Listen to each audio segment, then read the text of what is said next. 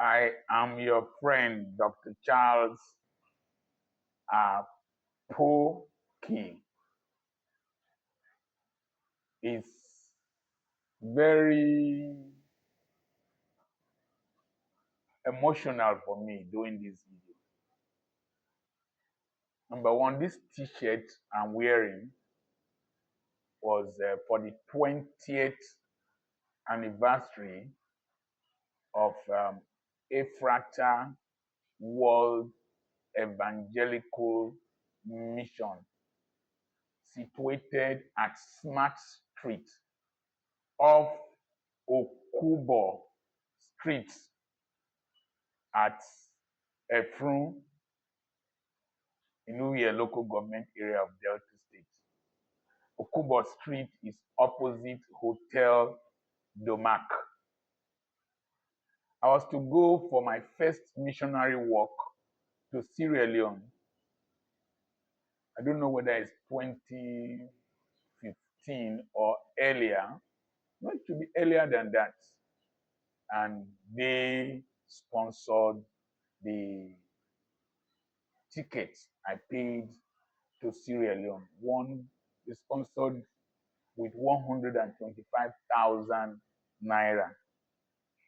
And this year, about a few days back, I went to give a lecture, 2 lectures in their 20th anniversary.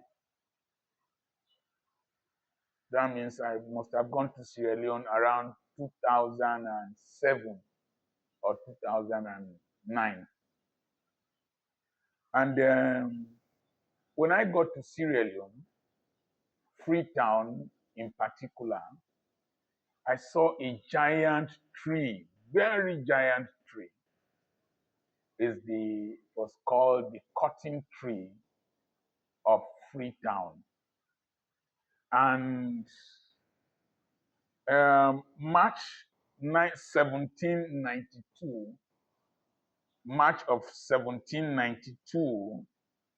freed slaves, British naval personnel freed some slaves.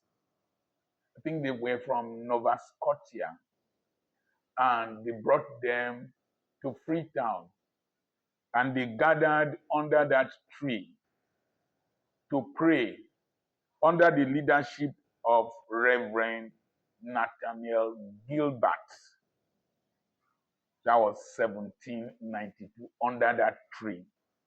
So that tree had been in existence before 1792, provided shade for them, and then they prayed under that tree. And by the time I was going to Sierra Leone, I got to Sierra Leone, it was already a huge tree. So the tourist attraction, very magnificent, extremely magnificent. You can check the videos online. And in those days, the tribes in Freetown, if they wanted to measure distance, it was whether you could see that place from the cotton tree. I don't know if I said fig tree. It's cotton tree of Freetown. Now,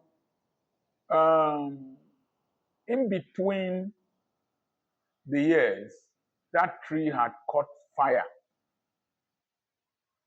And, you know, when fire burns a tree, it can cause damage inside. Number one, they were spraying the water with, the fire with water. So the tree was hot, you sprayed water, and then it cooled very fast. It can cause a crack. So there have been cracks on that tree, according to one of the blogs I listened to. The cracks inside. Nobody really cared on how to strengthen that tree. And on May 24th, 2023, there was a storm, heavy rainfall in Freetown, and the cotton tree fell. I could still hear the voice of somebody doing a video of the cotton tree that fell in Freetown. It was as if he lost a parent or his house fell. The Sierra Leonean in Creole English, cotton tree fall down. No, it was so heavy in his heart. Did the video, and people gathered around the cotton tree the day it fell to cut the bits in the pieces and carry them away. I even saw an astronaut that was going to the moon that took a piece of the cotton tree, whether a seed, to the moon, to space. Now, the cotton tree and Nigeria. Nigeria, one of the things is that Bishop Ajayi Crowther, a Yoruba slave boy, or a slave boy that was among those who came to Sierra Leone, schooled in Sierra Leone, married a freed Muslim lady that converted to Christianity and became the first bishop of Nigeria, Anglican bishop of Nigeria, translated the Bible. So there is a link between that tree and Nigeria, and a lot of Nigerians schooled at Fora Bay College. Freetown is somewhere you should visit. Beautiful beaches, wonderful people. What I admired most about them was their school girls. You know, I run a school. The girls, their uniforms, their stockings, and their shoes, extremely neat and very nice people. So Nigeria looks like the cotton tree. Big nation, proud nation, a nation, freedom. Help us to build a nation where no man is oppressed. Today, several things are happening. And yesterday night, as I was meditating, I heard in the restroom where I went to ease myself that every nation that has fallen, every organization that has fallen, falls from within. The cracks that they intentionally crack their foundation. They crack their foundation. Nations are built on principles, governed by principles. Freedom, social justice, justice itself, security, love for one another, unity of purpose and vision. When these foundations are cracked, eventually the nation will collapse. The cotton tree in Freetown got broken about maybe 30 feet from the ground level. That stump is still remaining with a few branches. The way Nigeria is going, the way oppression is being perpetuated by funny laws like the cyberbullying law. People cannot air their opinions.